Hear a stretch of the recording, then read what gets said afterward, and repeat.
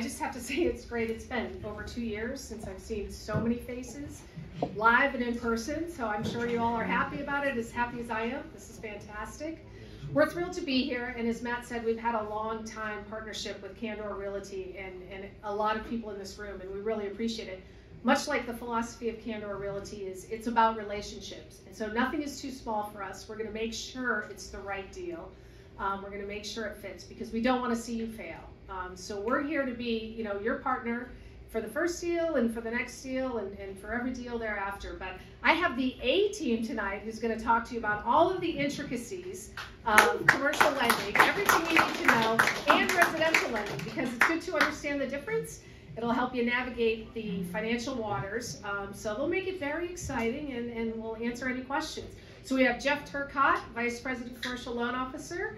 We have Robert Bolle, Assistant Vice President Business Services, Jan Ventura, Assistant Treasurer Business Services, and Jessica Furman from Residential Lending. So you've got everything you need right here. So don't hesitate to ask them the tough questions.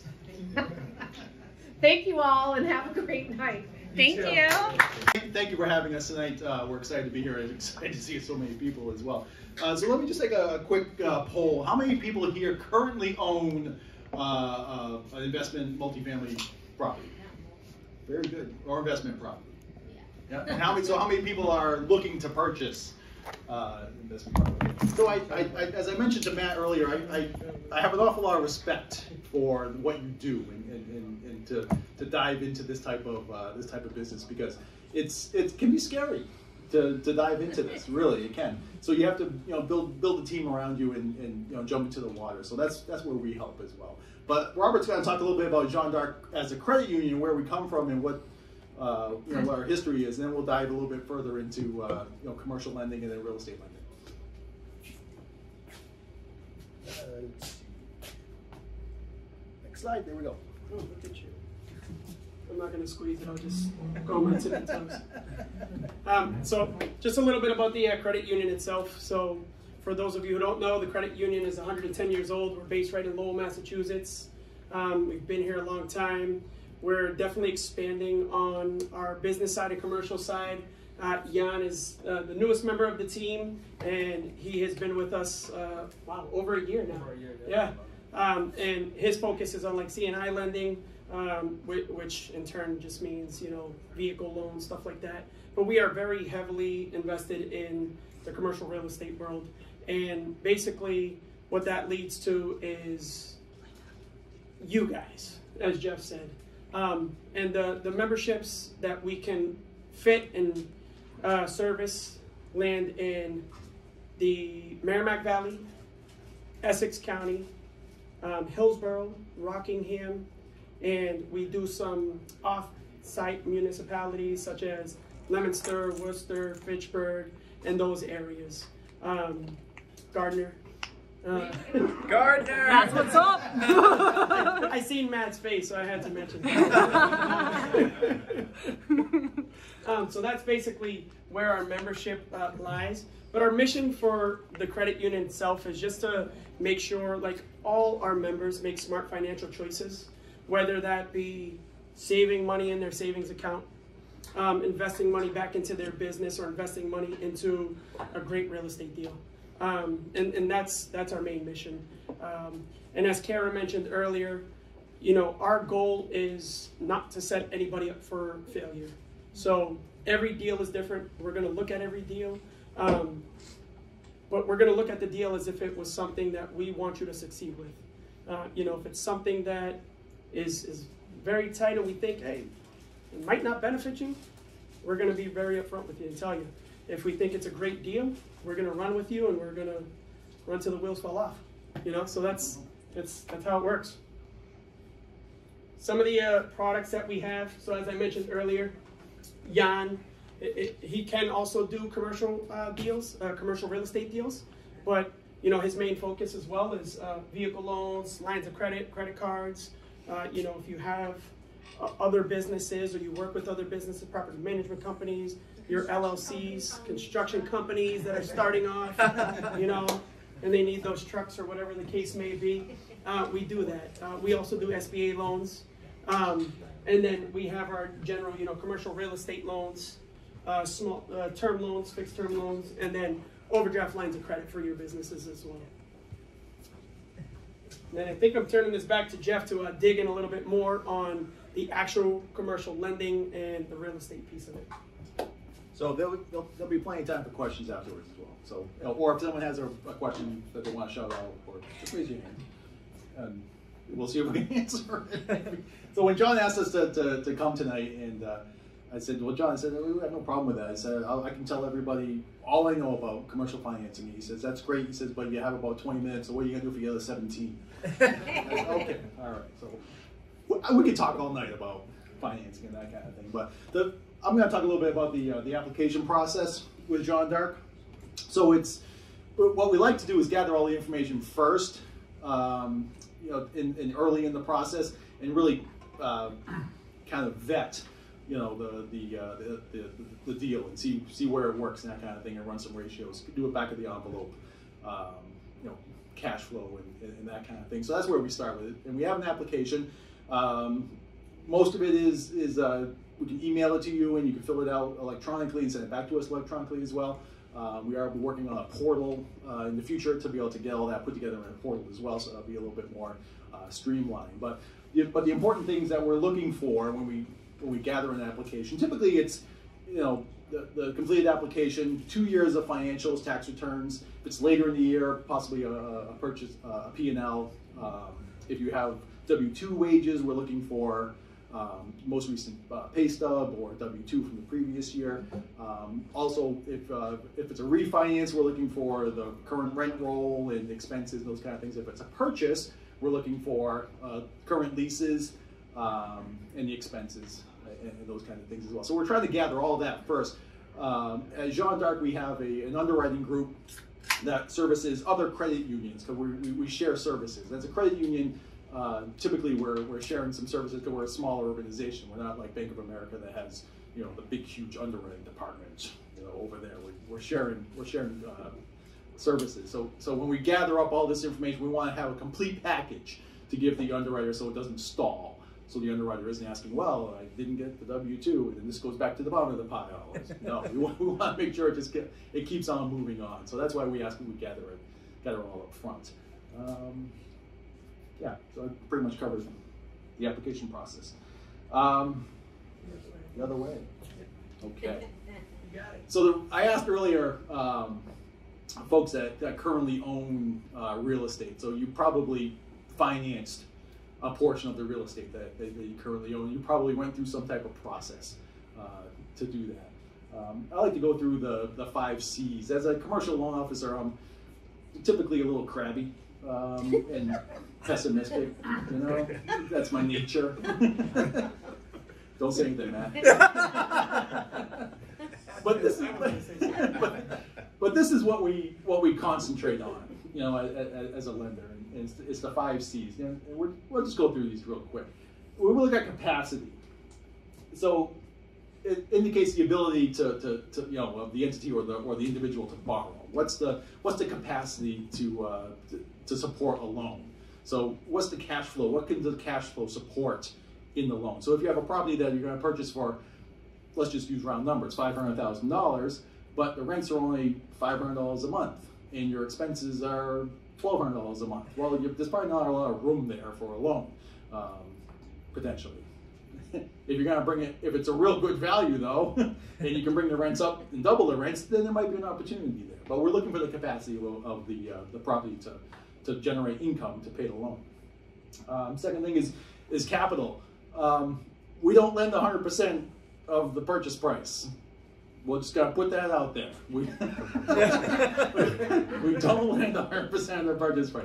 So there needs to be some down payment. There needs to be some capital. There needs to be some skin in the game, is what we like to call it, oftentimes. So, and as Matt had mentioned, some of the deals that Candor has been involved in, and some other groups have been involved in with the syndication. Sometimes the capital comes from other investors and those kind of things, and we look at those really closely as well. And really it's again, going back to the capacity of the property that you're purchasing. What is the capacity of that building to produce an income make the payments, basically. Next, collateral. Where's the collateral? Is it in our lending area? Is it a dilapidated building that's falling down and you think you're going to rent it for all kinds of money? I don't know. But it's typically for a credit union. We can lend.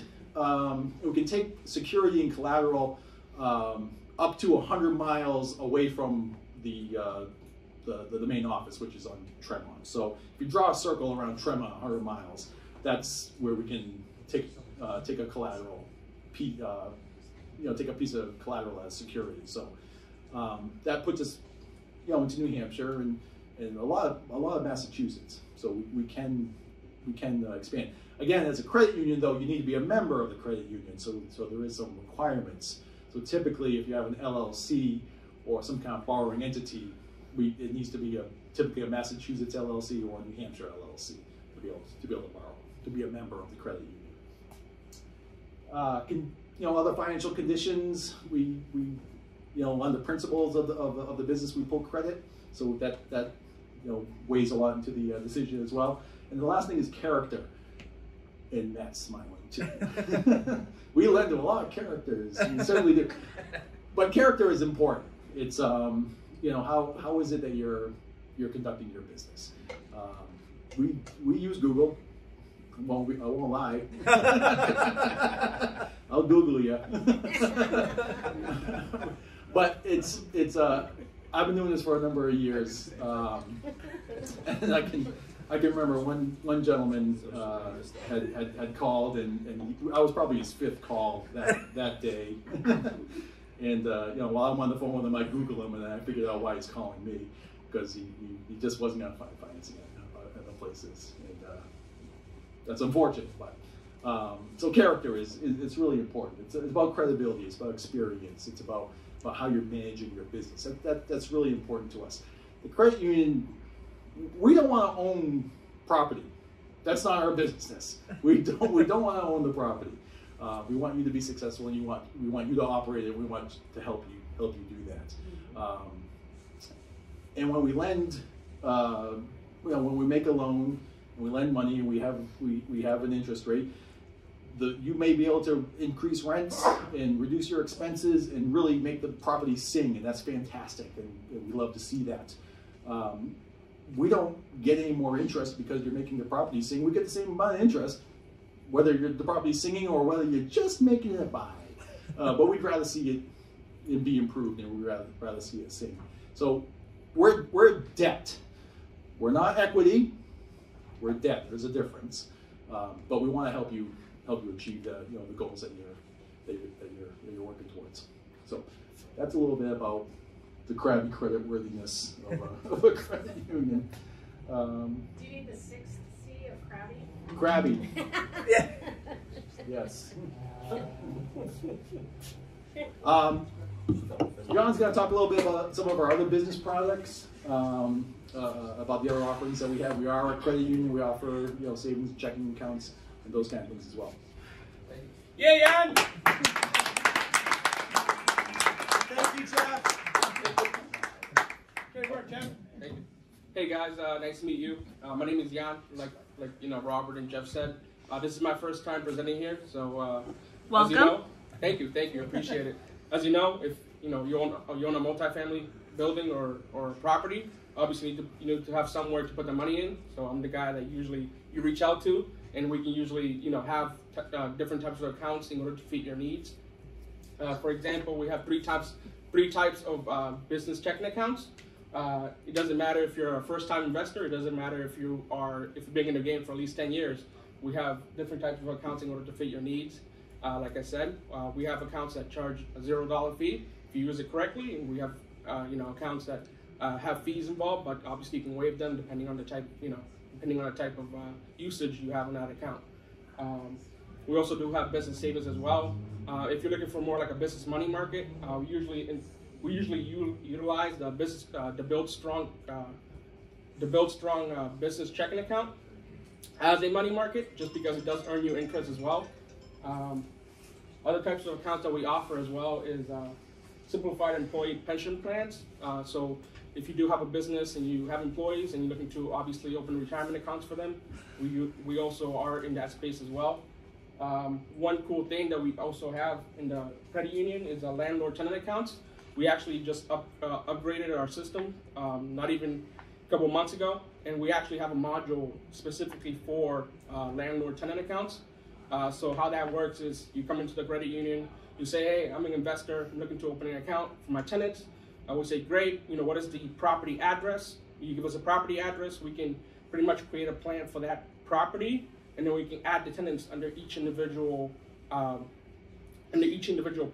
So if you have multiple properties, you can definitely have multiple plans with each tenant listed, and that way you can go ahead and obviously separate them and make it easier for yourself.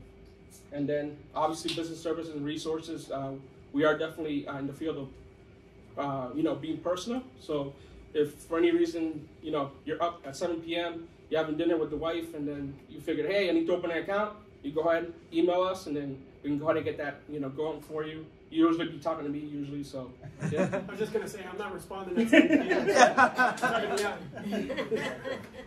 Is that new guy energy or? Yeah. I want to keep my job. So. Yeah, there you go. You're doing a good job. So we talked a lot about commercial loans so far. So if you're purchasing a property in the name of an LLC or another real estate entity, with Jeanne D'Arc, the requirement is it must be a commercial loan.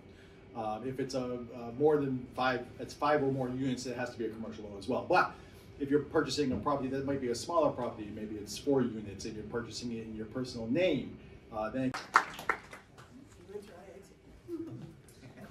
Hello, everybody. I'm Jess, and I'm in the residential department. So a lot of people, I don't have a person to click the button. Let's go here, guys. Come on, team.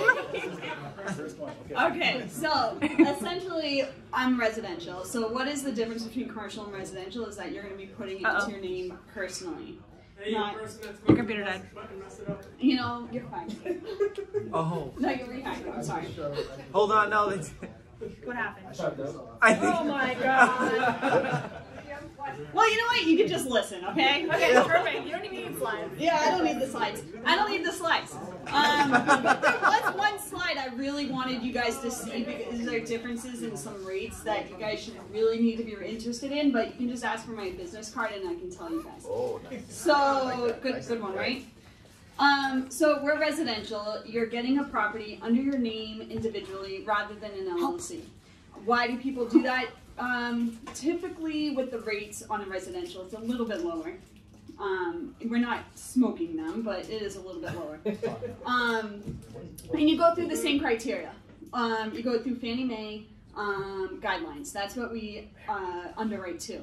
But with Jeanne D'Arc, what makes us unique is we're a portfolio lender. You're going to hear this a lot. We can make exceptions to certain guidelines, which makes it really good for investors.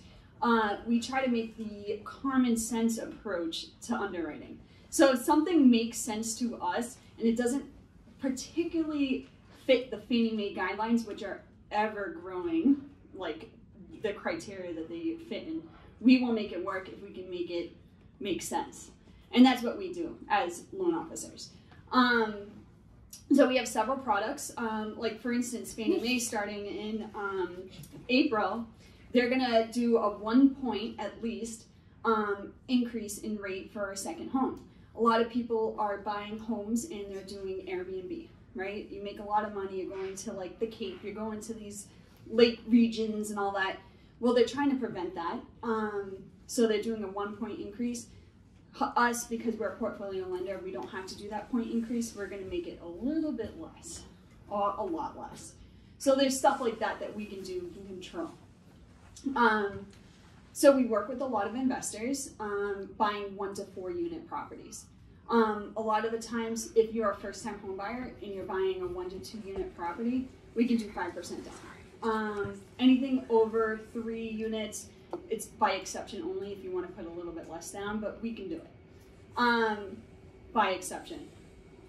Again, we have to like underwrite it. So what we do, what I do and all the other loan officers, they just kind of see what you qualify for, if it can make sense, and can we make it work. But we have a lot of great products, and Clicky. Okay. There you So this is basically, again, what the benefits of having a portfolio lender in your back pocket. Because if you go to a mortgage company, everything is guidelines. It's Fannie Mae, it's Freddie Mac, all of that. It's certain guidelines that you can only fit in. Us, we offer more products. I can click. Okay. You can click. I can click. It clicks, guys. I also wanted to show, like, ARMs. People are afraid of ARMs, adjustable rate mortgages. Don't be afraid of ARMs. We're not adjusting you on a daily basis. We have an ARM where you're basically locked in for 7 years at an aggressively low rate.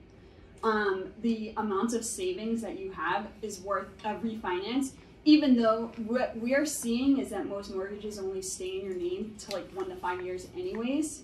Like 5 years, I think, is like the max. People are, especially investors, you're taking money out, you're pulling money out, right? You're keeping it for a couple of years, you're putting some tenants in there, and you want to pull some cash out for the next property. That's why an ARM is like perfect for an investor, because down the line you might want to get some more capital out, and the rates are aggressively lower.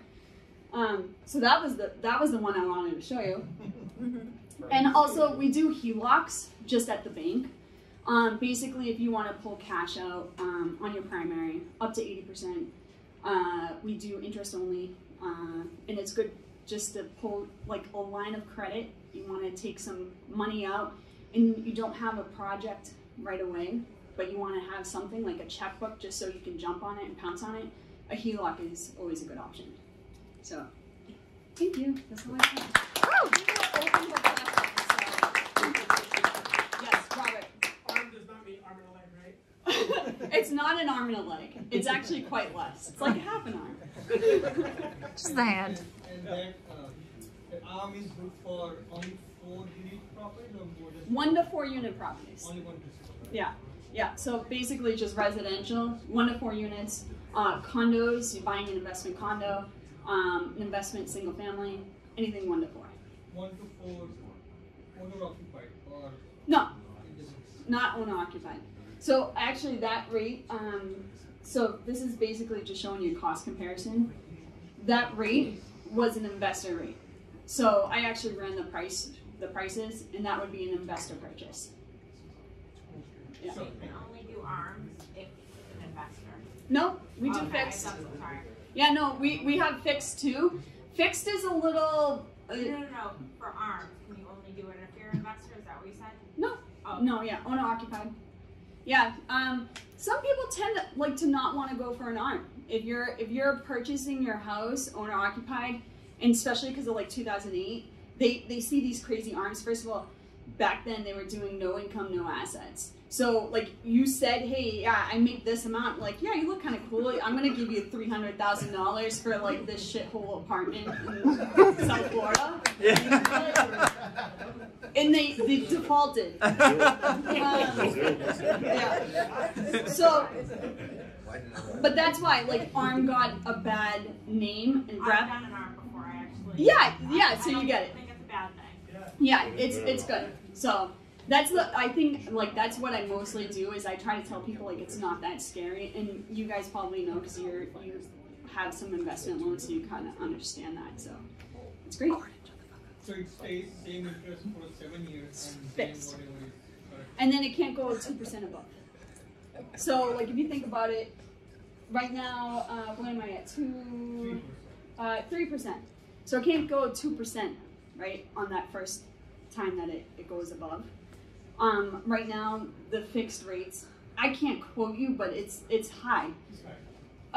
If we go Fannie Mae, it's 5%.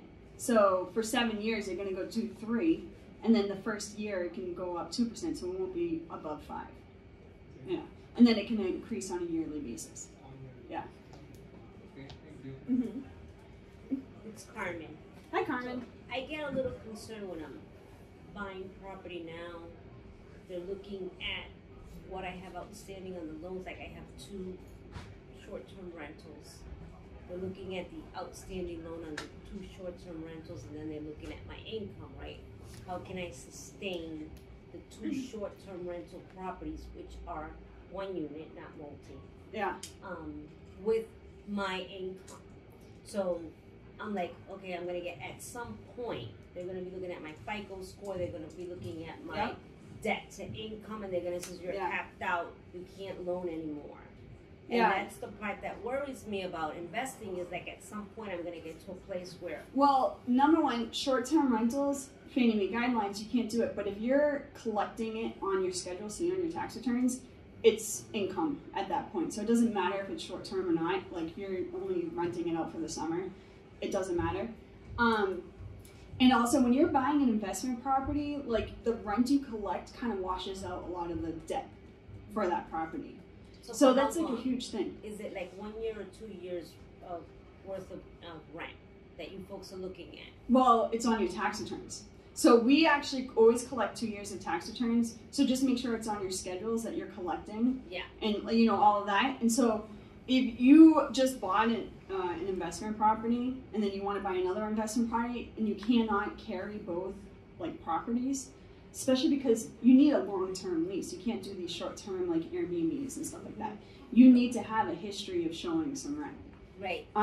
So you have to show something. Because, yeah, short-term rentals are, unless you have a history of it, and you only need 1 year. You don't, we collect 2 years of tax returns, but if you have 1 year, and you even show, say, you do need to show a full year. A full year. Yeah. I was like, there might be ways. No. So it's short term. It's a short term. Mine are short term rentals. Yeah. So they're weekly rentals, maybe 2 weeks at a time. Yeah, but if you have a history of short-term rentals, continuously collecting that rent, that's income. Income. Okay. That's income. And then if you're buying an investment property, whatever rents you're going to be collecting on that investment property, that's income. Okay. A lot of the times, maybe they're, you know, we only give 75% of the whatever you're collecting for rent. So it just depends. If the rent's a little bit higher than what the expenses are on the house, then it's good. It's a wash. But maybe it's a debt. It just depends. You guys don't loan on Rhode Island? Because you said that it was a certain rate. I have a guy though. You do? Yeah. Oh, we'll talk afterwards. Yeah. So I think we're going to open it up for questions, the whole department. Sure. This gentleman has a question. Yeah, I have a question about this 7-1 arm. Yeah. What's the maximum term on that? Is that fully amortizing, or is For it 30 years. So it's amortized for 30 years. Okay. Yeah. Okay, so you don't have to refinance after 10 years or something. You do not. Okay. No, you can keep it, and then it could adjust. Cool. Yeah. And that's 1 to 4 units. 1 to 4 units. And over that whole 30 years, it can only go up 2%. No, the first time it can go. The first time. Yes. Is there and then it can adjust, and it goes off of like, you know, whatever the market's doing. So there's no. It could go down. It could go higher. It just depends on where the market is. So there's no rate, no like master rate cap. There's a cap. In theory, it could go up every single year. Yeah, they cap it though. Yeah. There is a cap. Yeah, there's a cap. But it depends on where the market is. It can go higher or it can go lower. It doesn't always go high, but there's a cap on the first adjustment of 2%. Okay. Yeah. And then what we noticed though, like people refi out of it, or they sell it, or they cash out, or you know, whatever it is. You guys do HELOCs on 3 families? It has to be owner occupied. Yeah, so owner occupied or a second home, and that would be hard to prove a second home, 3 family. But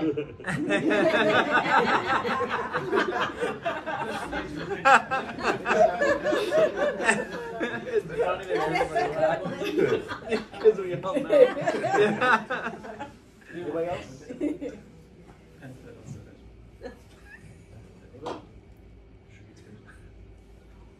well, we're around. We'll be like mingling in the room, so you can just come up to us. You know, we don't fight. You know, we're cool. Does anybody else have any bank or lending questions? You publish your rates, and do you send them out to people if they sign up for on an email to say send me your published rates once a week? That's something we're working on. Publishing rates in the mortgage industry is a little tough because there's a lot of criteria and there's a lot of fine print. So we don't technically like publish too many rates, but you can always just give us a call, you know. They do have mailers. You can always go on our website, and the base rate is always there. But you always have to read the fine print, and then just remember, like, when you're giving out a rate and you're quoting somebody, it all depends on so much criteria, especially with residential. I can't speak on the commercial aspect of it. Same. They're same. We're going to scrutinize. You know, it's just what we do. So it all depends on like credit scores, DTIs, LTV, loan to value, all that type of stuff. So when we do give quotes, we put fine print on what that criteria was on what that quote is, because it always adjusts. There's always like a hit or no hits. When you're lending out, say, a unit 2 through 4 size property, do you require 25% down? Yes. Yep. Especially right now, they're pretty big on it because the values are really high. So they want to make sure, like, you know, if it does go down, they don't want like all the skin in the game. So they're going to require some capital. And that's just the way it is, just right now in this market. There were times where we would allow 20%, which is really good. That extra 5% can take you places, but not in this market right now. Question on the commercial side. Can you talk a little bit about when you're underwriting financials on the income and the expense side? So on the income side, if let's say rents are way below market, can you use expected rents, including rent increases that you're proposing to do, to try to make that debt service coverage ratio a requirement? It's a really good question. I'm glad you asked that. You know, when an investor finds an opportunity in a property that maybe, you know, rents are below market for whatever reason, maybe maybe somebody owned the property for 40 years and never went up on the rent to Mrs. Smith on the second floor. So she's been there forever. She's a great lady. So, those kind of opportunities are coming up. What we need to reconcile with is the appraisal. Okay, so a commercial appraisal will have two methodologies: a sales comp approach and an income approach. So the income approach is based on market rents and the expenses, the known expenses. We know what the taxes are going to be, and we know what the assessment is. We know what the insurance is going to be. We also factor in a vacancy rate, a management fee, a maintenance fee. So when you come up with that approach, there could be the appraiser could come back and say there's opportunity here for growth, and that could reconcile. Now, at annual review time, when it's a commercial loan, there is an annual review. We collect financials and we go through the loan to make sure it's cash flowing correctly. So at annual review time, there is a debt service coverage ratio that needs to be covered. It's typically 1.2, 1.25 times the principal and interest payments. So by then, by a year, your rents probably have been increased or are on the way there, increasing. So you shouldn't have a problem, meeting the covenant, meeting the debt service covenant. So the answer to your question is yes, we can take projections. In certain situations, some folks are buying a property that's completely vacant, and there's no income currently. We can structure. We have been able to structure, certain deals when that's the situation as well. Possibly there's some holdback for principal and interest payments, while you're leasing the place up, that we could hold for a period of time. So there's ways to do it. Gotcha. Okay. Did that answer your question? Yeah. Thanks. Yes, Robert. I forgot to mention the raffle there. Oh yeah, we have a raffle. Oh. So if you guys want to put your name, information, back on the back counter there, we got a $50 gift card to Press Cafe. Oh. We'll pick it before we leave, and then whoever wins will win. We'll meet you there. Yeah. Any other questions? Well, thanks again for having us. Thanks, Jeff.